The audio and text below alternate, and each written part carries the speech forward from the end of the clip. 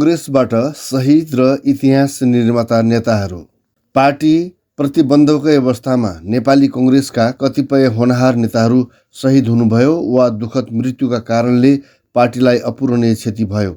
सङ्घर्ष गरेका कैयौँले प्रजातन्त्र देख्नै पाउनु भएन। त्यस्ता उल्लेखनीय शहीद, दिवंगत प्रभावशाली नेता तथा सपुतहरूको परिचय कस्तो छ? अत्यन्त ठिक प्रश्न हो कि नेपाली कङ्ग्रेसमा केही यस्ता संस्थापक राजनेता, अन्य नेताहरू शहीद र सपुत हुनुहुन्थ्यो। पञ्चायती शासनले जसको हत्या गर्यो अथवा उहाँहरूको निधन भयो, जसबाट पार्टीले अपूरणीय क्षति भोग्नु परेको थियो। पञ्चायती शासनले हत्या गरेका वा पार्टी प्रतिबन्धकै अवस्थामा निधन हुनुभएका र इतिहास निर्माता महत्त्वपूर्ण नेताहरूको संक्षिप्त परिचय यहाँ दिइन्छ, जसलाई नयाँ पुस्ता र पार्टीले कहिल्यै बिर्सिनु हुँदैन। बीपी कोइराला जननायक, महामानव आदि विशेषण र कार्यकर्ताहरूले सान्दाजु शब्दद्वारा पनि पुकारिने नेपाली कङ्ग्रेसका संस्थापक नेता बीपी कोइराला कङ्ग्रेसका मात्र नभएर समग्र लोकतान्त्रिक आन्दोलनका शिखर पुरुष हुनुहुन्थ्यो। नेपालको राष्ट्रिय राजनीतिमा उहाँभन्दा लोकप्रिय तथा अग्लो व्यक्तित्व आजसम्म अरू देखिएको छैन। उहाँलाई मूर्धन्य नेताहरूले पनि आफ्नो नेता मान्ने गर्दथे, जुन उच्च मान्यता आज तक कायमै छ। नेपालको राजनीतिमा सबभन्दा धेरै शब्द खर्चिएका र अन्तर्राष्ट्रिय राजनेताका रूपमा उहाँको नाम आउँछ। चीनमा राष्ट्रिय स्वाधीनता तथा एकता, जनतन्त्र र समाजवादको लागि डाक्टर sun yat-senको र भारतमा सर्वोदय नेता जयप्रकाश नारायणनको जुन राजनीतिक स्थान छ, बीपी त्यही स्तरको नेता हुनुहुन्थ्यो। उहाँ भारतीय स्वतन्त्रता सङ्ग्रामका पनि सेनानी हुनुहुन्थ्यो। भारतबाट ब्रिटिस शासन नहटेसम्म नेपालमा उसद्वारा पालित पोषित राणा शासन ढल्न र प्रजातन्त्रको नयाँ युग आउन कठिन हुने हुँदा भारतीय स्वतन्त्रता सङ्ग्रामलाई नेपालमा लोकतन्त्र स्थापनाको आधार भन्नुभएको थियो। उहाँले आफ्ना पिता कृष्णप्रसाद कोइरालाको जेलमै निधन हुँदा उहाँ भारतको हजारीबाग जेलमा राजबन्दी हुनुहुन्थ्यो। भारतीय राजनीति र समाजमा पनि उहाँको गाढा प्रभाव थियो। व्यापक अध्ययन, चिन्तन तथा ठोस विश्लेषण, व्यवहारमा उदारता तथा निर्णयमा अडान, कर्तव्यको पुकार, ड्युटी कलमा ज्यानको बाजी लगाएर भए पनि सङ्घर्षमा होमिने आँट, मानवीय जीवनका साथै जनताका भावना र आवश्यकताबारे तीक्ष्ण तथा सूक्ष्म दृष्टिकोण बनाउन सक्ने कला, दार्शनिक पक्षमा गहिरो ज्ञान, सङ्घर्षले दिएको अनुभवबाट बनेको दुर्धर्ष आत्मबल, अपरिग्रहयुक्त जीवनशैली आदि उहाँको व्यक्तित्वका ज्वलन्त विशेषता थिए। उहाँले दक्षिण एसियाको अवस्थितिमा नेपालको अस्तित्व, पार्टी र जनताका बीच कार्यकर्ताको भूमिका, जातीय विविधता भएको समाजमा राजनीतिक नेताहरूको भूमिका, मुलुक गरिब तथा शोषित जनसमुदाय भएको अवस्थामा राष्ट्र नै लाभान्वित हुने खालको आर्थिक विकासका लागि राजनीतिक दल र नेताहरूले निर्वाह गर्नुपर्ने भूमिका जस्ता विषयमा उहाँले कार्यकर्ताहरूलाई निरन्तर प्रशिक्षित गरिरहनुभयो। राष्ट्रियता, लोकतन्त्र र समाजवादलाई नेपाली कङ्ग्रेसका आधारभूत सिद्धान्तका रूपमा स्थापित गराउने सर्वोच्च सिद्धान्तकार नेता उहाँ नै हुनुहुन्थ्यो। सत्तामा उहाँ 2007 सालमा 8 महिना गृहमन्त्री र 2016 सालमा 1.5 वर्ष प्रधानमन्त्री रहनुभयो। उहाँले बाँकी सम्पूर्ण जीवन लोकतन्त्र प्राप्तिको सङ्घर्षमै लगाउनुभयो। यस क्रममा उहाँले राणाशाही विरुद्ध जेलभित्रैबाट आमरण अनसन गर्नुभयो। 2007 सालको जनक्रान्ति, 2025 पछि 2033 सालसम्म सशस्त्र आन्दोलनको पनि उहाँले नेतृत्व गर्नुभएको थियो। 2014 सालको भद्र अवज्ञा आन्दोलन वा 2036 सालको विद्रोह तथा तत्कालीन राजालाई जनमत सङ्ग्रहको घोषणा गर्नुपर्ने परिस्थितिमा पुर्याउने राजनीतिक कार्यमा उहाँको ऐतिहासिक योगदान छ। उहाँ यथास्थितिवादी राजनीतिका एक नेता भएर होइन, राजनीतिको गतिलाई मोड्न सक्ने, त्यसलाई तार्किक टुङ्गो दिन सक्ने र हर राजनीतिक परिस्थितिलाई प्रजातन्त्र अनुकूल बनाउन सक्ने अद्भुत क्षमता र व्यवहार कुशलता भएका अन्तर्राष्ट्रिय स्तरको राजनेताका रूपमा सुपरिचित हुनुभयो। 2033 साल पुस 16 गते राष्ट्रिय मेलमिलाप तथा एकताको सन्देश बोकेर उहाँ गणेशमानजी, शैलजा आचार्य लगायत नेपाली कङ्ग्रेसका एउटा ठुलै समूह हो। 8 वर्ष लामो निर्वासित जीवन त्यागेर पटनाबाट काठमाडौँ आउनुभयो। त्यसबेला उहाँ र गणेशमानजीमाथि 8वटा सङ्गीन आरोपसहितका मुद्दा लगाइएको थियो। एउटै मुद्दामा हार्दा पनि उहाँहरूको ज्यान जान सक्दथ्यो। मुलुकभरि पञ्चहरूबाट उहाँलाई फाँसीको सजायको माग राख्दै वक्तव्य प्रकाशन, बिन्ती पत्र टक्र्याउने, प्रस्ताव पारित गर्ने जस्ता गतिविधि अनवरत भइरहे। त्यसकारण कङ्ग्रेसका नेताहरूलाई मार्नु पञ्चायती शासनको चरित्र नै थियो। पञ्चायती शासनको कुख्याति प्रजातन्त्रको शिविरमा यस कारणले पनि थियो कि त्यसबेला नेपाली कङ्ग्रेसका लोकप्रिय, होनहार तथा प्रभावशाली नेताहरूलाई छानी छानी मार्ने षड्यन्त्र बारम्बार भइरह्यो। त्यसमा योगेन्द्रमान शेरचन, सरोज कोइराला, दिवानसिंह राई, तेजबहादुर अमात्य आदि पर्नुभयो। सिक्किमबाट नेपाल आई झापामा बसोबास गर्दै रहेको एउटा युवालाई तत्कालीन अञ्चलाधीशले रिभोल्भर दिएर निर्वासनमा रहनुभएका बीपीको हत्या गर्न बनारस पठाएको थियो। तर यो षड्यन्त्रको पर्दाफास भएपछि भारतीय सुरक्षाकर्मीले पक्राउ गरेको उक्त युवकलाई बीपीले नै क्षमा दिएर रिहा गरिदिन आग्रह गर्नुभयो र उक्त युवा रिहा भयो। पछि त्यो युवा पत्रकारितातिर लागेको थियो। 2036 सालमा जनमत सङ्ग्रहको सिलसिलामा स्याङ्जा पुग्नुभएका बीपीलाई मार्ने असफल प्रयास भएको थियो। उहाँलाई हानिएको गोली स्याङ्जाकै कङ्ग्रेस कार्यकर्ता तारापति कोइरालाले छेकेर बीपीलाई बचाउनु भयो। बीपीलाई हानिएको गोली तारापतिका घुँडामा लागेको थियो। हत्याको प्रयास र फाँसीको मागका बीच बीपीले आफूमाथि लागेका सबै मुद्दालाई डटेर सामना गर्नुभयो। यस क्रममा उहाँले अदालतमा दिनुभएको 7 घण्टा लामो बयान आज पनि विद्वत समुदायमा चासो र खोजीको विषय भइरहेको छ। त्यसलाई अदालती बयानको अनुपम उदाहरण मानिन्छ। उहाँको स्वदेश आगमनले मुलुकमा यति ठुलो उत्साह र प्रभाव सञ्चार गर्यो कि निर्विकल्प, माटो सुहाउँदो आदि विशेषज्ञ दिइएको पञ्चायतलाई 2.5 वर्षमै बहुदलको पक्षबाट जनअदालत, जनमत सङ्ग्रहको कठघरामा उभ्याउनु भयो। राजनीतिमा बीपी कोइरालाका रूपमा संक्षिप्त नामले चिनिनुहुने उहाँ साहित्यमा पुरा नाम विश्वेश्वर प्रसाद कोइरालाबाट लोकप्रिय हुनुहुन्थ्यो। आफूलाई राजनीतिमा समाजवादी र साहित्यमा अराजकतावादी भन्नुहुने बीपी मनोवैज्ञानिक साहित्य लेखनमा विश्वस्तरीय रचनाकार हुनुहुन्थ्यो। उहाँले उपन्यास, कथा, निबन्धका करिब 1 दर्जन कृति लेख्नुभएको छ। साथै आत्मवृत्तान्त, जेल जर्नल, फुटकर लेख रचनाहरूको सङ्गालो आदि पुस्तकहरू पनि प्रकाशित भएका छन्। राजनीतिक आग्रह र त्यसका छाया र प्रभाव उहाँले साहित्यमा प्रवेश गराउनु भएन। उहाँको जन्म भारतको बनारसमा विक्रम सम्वत 1971 भदौ 24 गते भएको थियो। न्वारानको नाम चूडामणि भए पनि विश्वनाथ मन्दिरको तीर्थस्थलमा जन्म भएको हुनाले उहाँको नाम विश्वेश्वर प्रसाद राखियो। एउटै पिताका 3 छोरा मातृका प्रसाद, विश्वेश्वर प्रसाद र गिरिजा प्रसाद प्रधानमन्त्री भएको विशेष उदाहरण उहाँको परिवारमा बन्यो। घाँटीमा आएको क्यान्सरका कारण उहाँको निधन 2039 साल साउन 6 गते काठमाडौँमा भयो। प्रजातन्त्रको पुनर्स्थापना भएपछि उहाँका नाममा धरानमा स्वास्थ्य विज्ञान प्रतिष्ठान, भरतपुर चितौनमा क्यान्सर अस्पताल, काठमाडौँमा आँखा अस्पताल, बनेपा सिन्धुली बर्दिवास राजमार्गका नामाकरण गरिएको छ। 2039 सालदेखि बीपी कोइराला नेपाल भारत फाउन्डेसन पनि 2 देशको सम्झौता अनुसार स्थापित र क्रियाशील छ। देशभरि अन्य साना सङ्घ संस्थाहरू र शालिगहरू अनगिन्ती स्थापित छन्। भारतको पटनामा उहाँको पूर्ण कदको शालिग र एउटा सडकको नाम बीपी मार्ग राखिएको छ। बीपीसँग नेपाली कङ्ग्रेसको इतिहास छाया जसरी आउँछ। बीपीको महाप्रस्थान, ऐतिहासिक हलचल।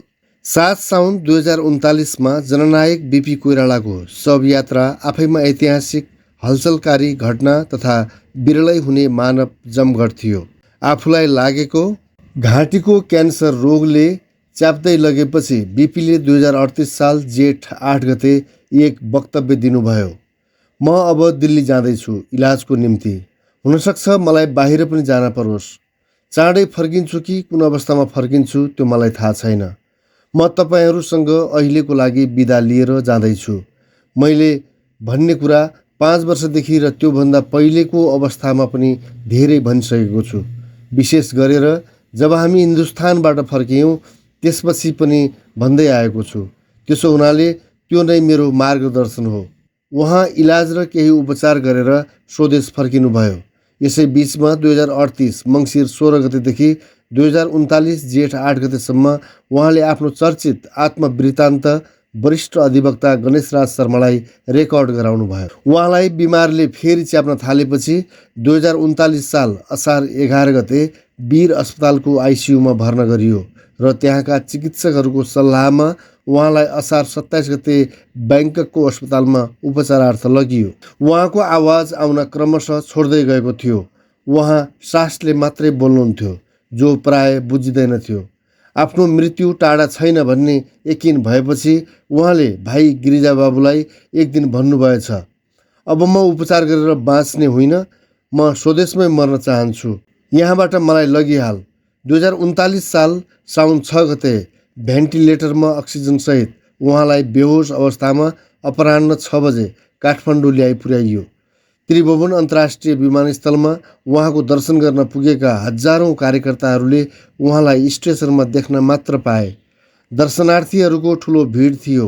वास्तवमा अब जननायक बिपी कोइरालाको निधन धेरै टाढा छैन भन्ने थाहा पाएका देशभरिका कार्यकर्ताहरू क्रमशः राजधानी आइरहेका थिए। उहाँलाई बिपी निवास जय बागेश्वरी काठमाडौँ ल्याइ पुर्याएपछि दिइरहेको अक्सिजन झिकियो।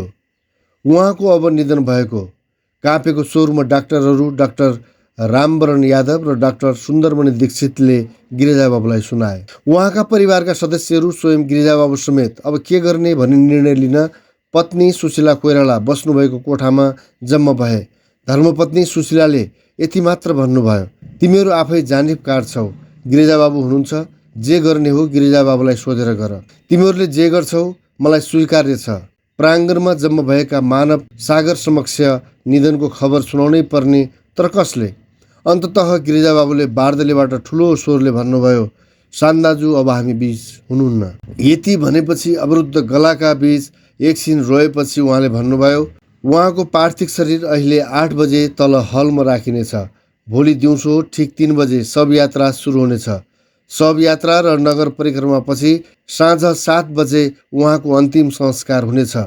निधनको यो समाचार बीबीसी, अल इन्डिया रेडियो लगायत विदेशी समाचार माध्यमहरूबाट महत्त्वका साथ आउन थाल्यो। हुन त त्योभन्दा अघि नै उहाँको अन्तिम अवस्थाबारे समाचार आइरहेको थियो। तत्कालीन प्रधानमन्त्री सूर्यबहादुर थापा र गृहमन्त्री नयनबहादुर सुवार पटक पटक त्यहाँ आइरहनु भएको थियो। उहाँहरूको इच्छा थियो शव यात्रा नभइदेओस्, तर कार्यकर्ताले त्यो कुरा सुन्न मान्ने भन्ने थिएन। वास्तवमा उहाँको शवयात्रामा कङ्ग्रेसका कार्यकर्ता बाहेक अन्य पार्टीका नेता तथा कार्यकर्ता र ठुलो सङ्ख्यामा बुद्धिजीवीहरू सामेल थिए। कैयौँ कार्यकर्ताहरूले पार्टीको 4 तारे झन्डा तयार गरेर ल्याएका थिए। उनीहरू झन्डा उचालेर शवयात्रामा जान जोखिम मोल्ने मनस्थितिमा थिए। आखिर शवयात्रा गर्ने तर कार्यकर्ताले झन्डा नबोक्ने, पार्थिव शरीर राखिएको गाडीमा मात्र झन्डा राख्ने तय भयो र त्यसै गरियो। पन्नालाल श्रेष्ठले रातारात गरेर उहाँको तस्बिरसहित नाराका पोस्टर, प्लेकार्ड हजारौँको सङ्ख्यामा तयार गरिदिनुभयो। भोलिपल्ट साउन 7 गते ठिक 3 बजे शवयात्रा सुरु भयो। बिपीलाई राखिएको ट्रकमा गिरिजाबाबु लगायत उहाँका जेठा दाजु मातृका प्रसाद कोइराला, परिवारका सदस्य र गणेशमानजी, किशुनजी तथा पार्टीका अन्य नेताहरू हुनुहुन्थ्यो। श्रद्धाञ्जली र संवेदना दिन भारतबाट आउनुभएका नेताहरू चन्द्रशेखर, मधु दण्डवते, देवेन्द्र प्रसाद सिंह आदि पनि ट्रकमा बस्नुभएको थियो। शवयात्राको ठाउँ ठाउँमा लावा फुलसहित श्रद्धाञ्जली चढाएका र भक्कानिएका सर्वसाधारणहरूको गिन्ती साध्य थिएन। बिपीलाई चितामा चढाउँदा भिडबाट एकजना प्रौढ ठुलो स्वरले चिच्याउँदै, सान दाजुलाई नजलाऊ, हाम्रो छोरा नातिले पनि बिपीलाई देख्न पाउनुपर्छ भन्दै भाव विभल भएको र राजाले उहाँको निधनमा दिएको शोक वक्तव्यमा जुनसुकै नेपाली मर्दा पनि हामी दुखी हुन्छौँ भन्ने कपटपूर्ण अंश अविस्मरणीय बिम्बका रूपमा रहेका छन्। नेपालको इतिहासमा त्यो नै सबैभन्दा ठुलो शवयात्रा थियो। गणेशमान सिंह काठमाडौँको रैथाने कुलीन परिवार राणाकालीन दरबारको काजी खलकमा जन्मिएर लाड प्यारमा हुर्किनुभएका नेपाली कङ्ग्रेसका संस्थापक, लौह पुरुष विशेषणबाट एवं 2046 को जनआन्दोलनपछि सर्वमान्य नेता तथा सर्वोच्च प्रजातन्त्रवादी नेता जस्ता विशेषणबाट सम्मानित नेता गणेशमान सिंह जननायक बिपी कोइरालाका शब्दमा अनमोल मित्र हुनुहुन्थ्यो। त्याग, साहस र पार्टीप्रतिको इमान्दारी, लोकतन्त्रप्रति पहाड जस्तो सम्झौताविहीन अडान र आफ्ना मूल्य र मान्यतामा पहराको शतिशाल जस्तो अविचलित भएर अडिएका नेता सिंहको सम्पूर्ण जीवन लोकतन्त्रको सङ्घर्षमा बित्यो। पञ्चायतकालमा पार्टी प्रतिबन्ध भएको अवस्थामा उहाँका भाषण सुन्न मानिसहरू अत्यन्त उत्साही हुन्थे। कमजोर मनस्थितिका मानिसहरू सुन्नै डराउँथे, सुन्नै परे भाग्ने ठाउँमा उभिएका हुन्थे। 2007 सालको जनक्रान्ति सफल बनाउन निर्वाह गरेको साहसी भूमिका एवं वीरताले भरिएको सुनौलो इतिहास त छँदैछ। गणेशमानजीले 2046 सालको सफल जनआन्दोलनको कङ्ग्रेस वाममोर्चाकै सर्वोच्च कमान्डर भएर सफलता दिलाएको र आन्दोलनपछि प्राप्त प्रधानमन्त्री पद स्वेच्छाले त्यागेर आफ्ना सहयोद्धा कृष्णप्रसाद भट्टराईलाई खुसी साथ सुम्पिनु भएको उदाहरण दक्षिण एसियाको राजनीतिमै अनुपम भएको गौरवले उहाँले नेपाली कङ्ग्रेसको प्रतिष्ठालाई 2 गुणित तुल्याइदिनु भयो। त्यो गौरवलाई भारतका प्रधानमन्त्री पीवी नरसिंह रावले पनि 2049मा नेपाल भ्रमणका बेला मुक्त कण्ठले प्रशंसा गर्नुभएको थियो। गणेशमानजीको अनुशासित जीवनशैली, दृढ निश्चयी मानसिकता र कार्यशैलीका बारेमा बिपी यसरी प्रशंसा गर्नुहुन्छ। गणेशमानजी भयानक अनुशासित मानिस। उहाँले जुन नियम बनाउनु भयो त्यही नियममा 1 मिनट हेरफेर हुँदैन थियो, 1 मिनट पनि। 8 वर्षे सुन्दरी जलको बन्दी अवस्थामा एकपटक हो वा 2 पटक सर्दी लागेर 5 बजे उहाँले नउठेको। जुन टाइममा टहल्नु पर्ने, जुन टाइममा अखबार पढ्नु पर्ने, जुन टाइममा किताब पढ्नु पर्ने, जुन टाइममा जे गर्नु छ सेकेन्डको हिसाबले गर्नुहुन्थ्यो। अब म बिछ्याउनमा सुत्दिनँ भन्नुभयो, घरबाट बिछ्याउन आयो, प्रयोग गर्नु भएन। त्यो बाक्लो सुकुल हुन्छ नि, त्यसमा केही राडी जस्तो बाक्लो कुरा बिछ्याइदिएको थियो। अनि जाडो थुरथुर हुँदा पनि यहाँको स्थानीय पाखी जस्तो काम्लो ओढ्नुहुन्थ्यो। पुगेन भने ओभरकोट लगाएर, मोजा बाक्लो लगाएर, टोपी लगाएर सुत्नुहुन्थ्यो, तर सिरक ओढ्नु भएन, बिस्तरामा सुत्नु भएन। त्यो दृढता देखेर म दङ्ग परेँ। खाना खाएपछि सुत्दिनँ भन्नुहुन्थ्यो। अरू सबै एकछिन आराम गर्थ्यौँ नि, आफू पनि नसुत्ने र अरूलाई पनि सुत्न दिनुहुन्थेन। उहाँ पढ्नुहुन्थ्यो साइन्सका कुराहरू योगेन्द्रमान शेरचनसँग। योगेन्द्रमान शेरचनलाई पनि त आराम गर्ने मन हुँदो हो। खाना खाना साथै योगेन्द्रमान। उहाँ अद्भुत मानिस हुनुहुन्थ्यो। मैले त्यस्तो मान्छे देखेको छैन, त्यस दृढ निश्चयको मानिस र आफ्नो शरीरले त्यति परेशानी गर्न, दुःख खप्न सक्ने मानिस मैले देखेको छैन। बिपी आफ्नो जटिल र गम्भीर चिन्तनपछि निर्णयका लागि सर्वप्रथम गणेशमानजीसँग सल्लाह गर्नुहुन्थ्यो। बिपीको निधनपछि नेपाली कङ्ग्रेसको लोकतान्त्रिक आन्दोलनको रथ हाँक्ने जिम्मा नेतात्रय गणेशमानजी, किशुनजी कृष्णप्रसाद भट्टराई र गिरिजाबाबुको हातमा आएपछि नेतात्रयमध्ये गणेशमानजीलाई पार्टीको मानसभूमि, किशुनजीलाई वचनका प्रतीक र गिरिजाबाबुलाई कर्मको रूपमा चित्रित गर्दै पार्टीका मन, वचन र कर्मका रूपमा नेतात्रयलाई एकै बिन्दुमा राख्नुपर्ने अनिवार्यतामा कार्यकर्ताहरूको जोड रह्यो। गणेशमानजीले आफ्नो राजनीतिक जीवन 1993 सालमा स्थापना भएको नेपालको पहिलो राजनीतिक पार्टी नेपाल प्रजा परिषदको संस्थापक सदस्य भई राणा शासन हटाउन रगतको सही छाप सहितको प्रतिज्ञाका साथ सुरु गर्नुभएको थियो। 1997 सालमा विवाह भएको 4 महिनामै गाथ गादी ताकेको अपराधमा पक्राउ परेर फाँसीको सजाय भइसकेका उहाँलाई सर्वस्वरणसहित आजीवन कारावासको सजायमा बदलाव गरिएपछि भद्रगोल जेलमा पठाइयो। त्यसअघि साबिती बयानका लागि दबाब दिन सिंहदरबारको बन्दी गृहमा उहाँलाई शरीर रक्ताम्य र मरणासन्न हुने गरी दिनहुँ पिटाइ गरिन्थ्यो, तर उहाँले साबिती बयान दिनु भएन, न त आफ्नो स्वाभिमान नै किञ्चित कमजोर बनाउनु भयो। त्यो पिटाइका शारीरिक असर उहाँले आजीवन भोग्नुभयो। कारागारमा बसेर केही हुनेवाला छैन भन्ने अठोट र अथक युक्तिका साथ 2001 सालको एक रात उहाँ भद्रगोल जेलको पर्खाल नागेर फरार हुन सफल हुनुभयो र उहाँ भारतको कलकत्ता पुग्नुभयो।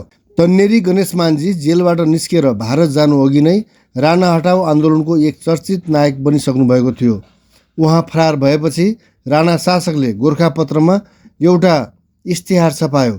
गणेशमान श्रेष्ठ एट खाके पुर्जी उपरान्त तिमीलाई राजकाज मुद्दाको बात लागि सदर जङ्गी जेलमा राखेकोमा जेलबाट भागी गएको हुनाले पक्राउ पर्ने प्रबन्ध गरिबक्सेकोले तिमी उम्कने छैनौ। आजका 15 दिनभित्र तिमी आफै हाजिर हुन आउने काम गर। सो म्यादभित्र हाजिर हुन नआएपछि जुन बखत पक्राउ होला उस बखत तिम्रो ज्यान सजाय हुनेछ। तिमीलाई ज्यानको माया भए म्यादभित्र हाजिर हुन आउने काम गर। इति 2001 साल असार 15 गते रोज 4 शुभम। गणेशमानजी भारत पुगेर बिपी कोइरालासँग राजनीतिक सम्बन्ध विकसित गर्न साथ 2003 सालमा स्थापित नेपाली राष्ट्रिय कङ्ग्रेसलाई आजीवन जुझारु नेतृत्व दिने कार्यमा अद्वितीय भूमिका छ। जेलबाट फरार बन्दीलाई भारत सरकारले पक्राउ गरी नेपाललाई सपुर्दगी गरिदिने खतराले गर्दा नेपाली राष्ट्रिय कङ्ग्रेसको स्थापना महाधिवेशनमा उहाँ कृष्णबहादुर प्रधानको छदम नाममा सहभागी हुनुभएको थियो। भारतमा जुम्ल्याहा काङ्ग्रेसको स्थापना र एकीकरण भएर नेपाली कङ्ग्रेस र देशको सशस्त्र मुक्ति सेना पनि बनेपछि 2007 साल असारमा असाधारण साहसका साथ एउटा सशस्त्र समूह लिएर वारेन्ट र इस्तिहार जारी गरिएका गणेशमानजी भारतबाट नेपाल प्रवेश गर्नुभयो। साथमा थिए हात हतियार सहित मुक्ति सेनाका कमान्डर दिलमान सिंह थापा, लेफ्टिनेन्ट कुलमान लामा, वायरलेस अपरेटर केशर लामा र अन्य 9 जना तालिम प्राप्त लडाकुहरू। राजा त्रिभुवनलाई भगाएर पाल्पा लैजाने सम्भावनाको अध्ययन, सेनाभित्र पार्टीको सम्पर्क र सेना हात लिने प्रयास र इन्द्र जात्राका दिन बसन्तपुरमा भेला हुने राणाहरूमाथि सशस्त्र आक्रमण गरी एकै चिहान बनाउने र त्यही दिनबाट नेपालमा स्वतन्त्र क्रान्तिको श्री गणेश भएको घोषणा पनि गर्ने लक्ष्यले उक्त लडाकु समूह काठमाडौँ आएको थियो। मलङ्गुवा सिन्धुलीको मरेन लखन्ती खोलाको किनार हुँदै अति घना जङ्गल, हिंसक जीवजन्तु, गर्मी, झरी र हिलो छिचोल्दै चोर बाटो हिँडेर गणेशमानजीको समूह 5 दिनपछि काभ्रेको दाप्चा महादेवटार आइपुग्यो र भोलिपल्ट बनेपाका सशस्त्र क्रान्तिका लागि समर्पित कङ्ग्रेसका नेता राजदास बादे श्रेष्ठ, जसको 2014 साल चैतमा अर्का नेता एनडी प्रकाशसँगै विमान दुर्घटनामा निधन भएको थियो, ले उहाँहरूलाई सुरक्षित भएर बस्न र काठमाडौँसम्म सकुशल पुर्याइदिन सहयोग गर्नुभएको थियो। अन्य मिसनमा सन्तोषजनक काम भए पनि इन्द्र जात्राका दिन गरिने भनिएको आक्रमण भने विफल भयो। राणाको निगरानी कडा हुँदै गएको र सँगै आएका सबैजसो साथीहरूको गिरफ्तारी भएको हुनाले गणेशमानजीले काठमाडौँ छोड्नु पर्यो। उहाँले राङ्गा व्यापारीको भेषमा काठमाडौँ छोड्नुभयो। पैदल बाटो हिँडेर पर्साको ठोरीमा पुगेपछि सिमाना काट्न लागेको बेला राणाका जासुसहरूको निगरानी र पिछा भएको कारणले उहाँ पनि पक्राउ पर्नुभयो। यस्ता अनेकौं वीरतापूर्ण सङ्घर्षका गाथा बोक्नुभएका गणेशमानजी राणा शासनको गिरफ्तारीमा पर्नु भएपछि बैरगनियामा भएको कङ्ग्रेसको सम्मेलनमा भने सहभागी हुन पाउनु भएन। प्रजातन्त्र बहाली र पुनर्बहालीका लागि सङ्घर्षका हिसाबले बिपी कोइरालाभन्दा बढी अवधिसम्म समर्पित गणेशमान सिंह सैद्धान्तिक दृष्टिकोणमा बिपीका मौलिक तर्कका साथ समर्थक हुनुहुन्थ्यो। नेपाली कङ्ग्रेसको नेतृत्वमा मुलुकबाट 30 वर्षीय पञ्चायतलाई फ्याँकेर त्यसको गौरवपूर्ण श्रेय नेपाली कङ्ग्रेसलाई दिलाउने राजनेता उहाँ नै हुनुहुन्थ्यो। 2007 सालको क्रान्तिपछि बनेको पहिलो संयुक्त मन्त्रीमण्डलमा गणेशमान सिंह उद्योग वाणिज्य मन्त्री हुनुहुन्थ्यो भने 2008 साल मङ्सिर 1 गते नेपाली कङ्ग्रेसको बाहुल्यतामा मातृका प्रसाद कोइरालाको प्रधानमन्त्रीत्वमा गठित सरकारमा कृषि, पशु संरक्षण र भूमि व्यवस्था मन्त्री हुनुभएको थियो। 2015 सालमा गठित पहिलो जननिर्वाचित सरकारमा निर्माण, सञ्चार तथा नहर मन्त्री बन्नुभयो। 2014 सालमा विराटनगरमा सम्पन्न कङ्ग्रेसको विशेष महाधिवेशनमा उहाँ र सूर्यप्रसाद उपाध्याय पार्टी महामन्त्री बन्नुभएको थियो। त्यसबाहेक 2017 सालपछि गणेशमानजीले पार्टी र सरकार कतै पनि कुनै पद ग्रहण गर्नु भएन। गणेशमान सिंहले 2036 सालको विद्यार्थी आन्दोलन र जनमत सङ्ग्रहमा पनि नेतृत्वदायी भूमिका निर्वाह गर्नुभयो।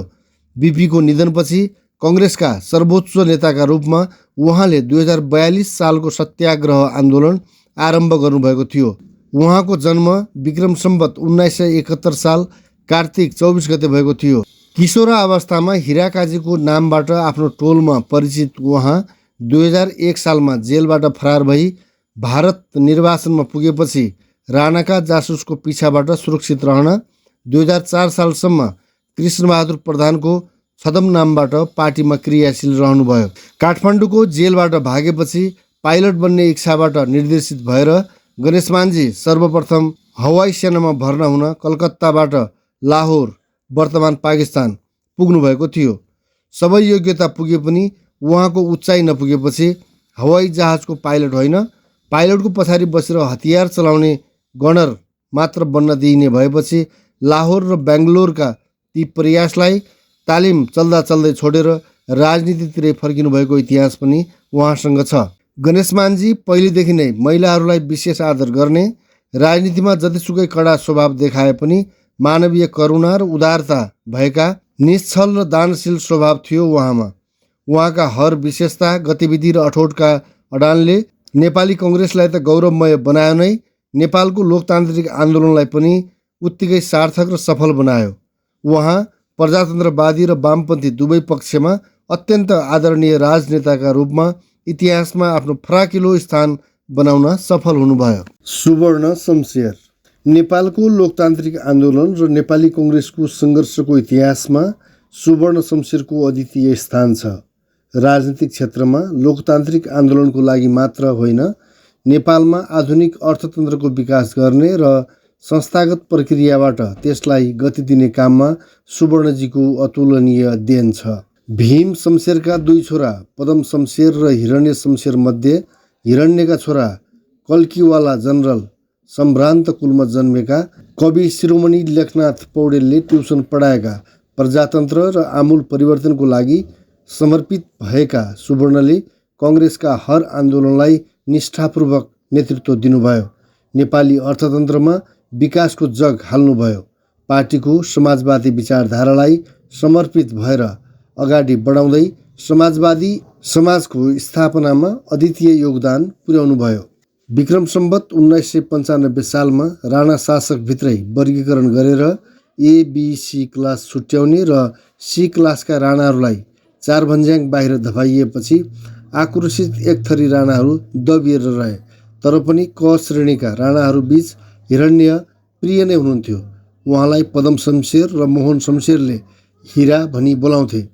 हिरण्य वीरगञ्जको बडाहाकिम बनाइनु भएको थियो र त्यसपछि सुवर्ण शमशेर पनि केही अवधि वीरगञ्जको बडाहाकिम हुनुभयो। पदम शमशेर प्राइम मिनिस्टर भएपछि भतिजा सुवर्ण शमशेरलाई निजी परामर्शदाता बनाएका थिए। तसर्थ जसरी विराटनगरको स्थापना र विकासको लागि कृष्णप्रसाद कोइराला र उहाँको परिवारलाई श्रेय दिइन्छ, त्यसै गरी वीरगञ्ज र त्यसको सेरोफेरोको विकासको लागि हिरण्य शमशेर र सुवर्ण शमशेरलाई श्रेय जान्छ। सशस्त्र विद्रोहमा लागेका मध्ये सुवर्णजी लगायत महावीर शमशेर आदि क्रान्ति सफल भएर राणा कङ्ग्रेस संयुक्त मन्त्रीमण्डल अन्तर्गत एउटै क्याबिनेटमा बस्नु शासक राणाहरूको नैतिक पराजय र हीनताबोध जगाउने मनोविज्ञानको सन्दर्भ थियो। त्यो विजयी मनोवैज्ञानिक सुविधा पाउनुभएको थियो सुवर्णजीले। नेपालको पहिलो राष्ट्रिय बजेट 2008 सालमा रेडियोबाट जनता समक्ष प्रत्यक्ष प्रस्तुत, नेपाल राष्ट्र बैङ्कको स्थापना, नेपालको आफ्नै मौद्रिक व्यवस्थापन तथा नेपाली रुपैयाँको प्रचलनमा उत्पन्न भएको मौद्रिक अन्योलको अन्त्य गर्ने थालनी, गुठी तथा रैकर जग्गाहरूको नयाँ बन्दोबस्त, राजा रजौटा उन्मूलन, जमिनदारी प्रथाको उन्मूलन, 22औं निगमको राष्ट्रियकरण, वनको राष्ट्रियकरण, बैठ बेगारीको अन्त्य जस्ता क्रान्तिकारी आर्थिक कदममा उहाँको प्रत्यक्ष भूमिका रहेको थियो। 2007 सालको क्रान्तिपछि राणा कङ्ग्रेस मन्त्रीमण्डल र सो मन्त्रीमण्डल खारिज भएपछि गठित मातृका बाबुको प्रधानमन्त्रीत्वमा गठित कङ्ग्रेसको अर्को मन्त्रीमण्डलमा पनि उहाँ अर्थमन्त्री हुनुहुन्थ्यो। सुवर्णजीले 2008 सालदेखि 2016-17 सालसम्म पटक पटक अर्थमन्त्री बनेर जनताको त्यो आवश्यकताहरूलाई धेरै हदसम्म पुरा गर्नुभयो। कङ्ग्रेसले 2/3 भन्दा बढी मत लिएर विजय भएको 2015 सालमा प्रथम आम निर्वाचन गर्न गठित अन्तरिम सरकारका उहाँ अध्यक्ष तथा अर्थमन्त्री हुनुहुन्थ्यो। सो आम निर्वाचनपछि गठित सरकारमा उहाँ उपप्रधानमन्त्री तथा अर्थमन्त्री हुनुभयो। प्रथम जननिर्वाचित सरकारको 18 महिनाको कार्यकालमा विकासका धेरै पूर्वाधारहरू तयार भए। जसरी बीपीको नेतृत्व बेगर 2007 सालको क्रान्ति सफल हुँदैनथ्यो, त्यसै गरी सुवर्णजीको संलग्नता र तन मन धनको सहयोग नभएको भए त्यो क्रान्ति सम्पन्न हुँदैनथ्यो। 2007 सालको सशस्त्र जनक्रान्तिमा उहाँ मुक्ति सेनाको प्रधान सेनापति हुनुहुन्थ्यो। दृढ सैद्धान्तिक निष्ठा, पार्टीप्रति सम्पूर्ण रूपले समर्पण, उदार तथा पार्टी कार्यकर्ताहरूप्रति अत्यन्त स्नेही व्यवहार भएका सहज गुण थिए। उहाँले आफ्नो परिवारबाट कसैलाई पनि राजनीतिक उत्तराधिकारी बनाउने प्रयास गर्नु भएन। नातावाद वा परिवारवादमा अल्मलिनु भएन। लोकतन्त्रको गला निमोठेपछि आफ्नै देशबाट विस्थापित भएर लखेटिएका कार्यकर्ताका लागि उहाँ राजनीतिक संरक्षणको छहारी र अभिभावक हुनुहुन्थ्यो।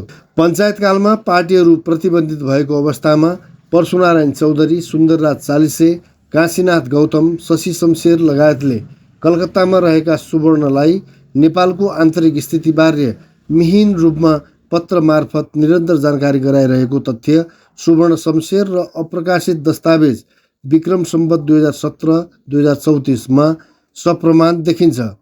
ती पत्रबाट प्रष्ट हुन्छ दरबारिया भित्रको आन्तरिक खटपटलाई उपयोग गर्दै चौधरी, गौतम र चालिसेले सूचना सङ्कलन गर्नुहुन्थ्यो। दरबारका सचिवद्वय रञ्जन राज खनाल र नारायण प्रसाद श्रेष्ठसँग नजिक रहेर उहाँहरूले राजाको मुड बुझेर सुवर्णलाई जानकारी गराउनुहुन्थ्यो। 2025 साल मङ्सिरमा उहाँ 8 वर्षको निर्वासनपछि स्वदेश फर्किनुभयो।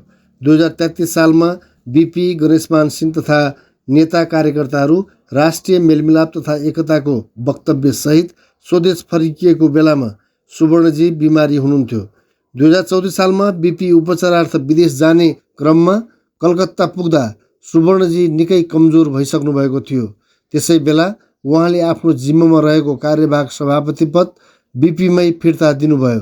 त्यसको 3 हप्ता नपुग्दै 68 वर्षको उमेरमा उहाँको निधन भयो। सुवर्णजीको जन्म विक्रम सम्वत 1967 सालमा ललिता निवास, वर्तमान राष्ट्र बैङ्कको केन्द्रीय कार्यालयमा भएको थियो। सुवर्णजीले आफ्नो निजी सम्पत्तिको विशाल राशि नेपाली कङ्ग्रेसका गतिविधि, लोकतान्त्रिक आन्दोलन, पार्टीको प्रचार प्रसार, अधिनायकवादी शासनले लखेटिएका कार्यकर्ताहरूको सहयोगमा लगाउनुभयो। जसरी कार्ल मार्क्सको जीवनमा फ्रेडरिक र एङ्गेल्सको मित्रता थियो, त्यसै गरी बिपीसँग सुवर्णजीको अनुपम सम्बन्ध थियो। सुवर्णजी एक कुशल अर्थशास्त्रीका साथै त्रिभुवन विश्वविद्यालयका प्रथम उपकुलपति पनि हुनुहुन्थ्यो।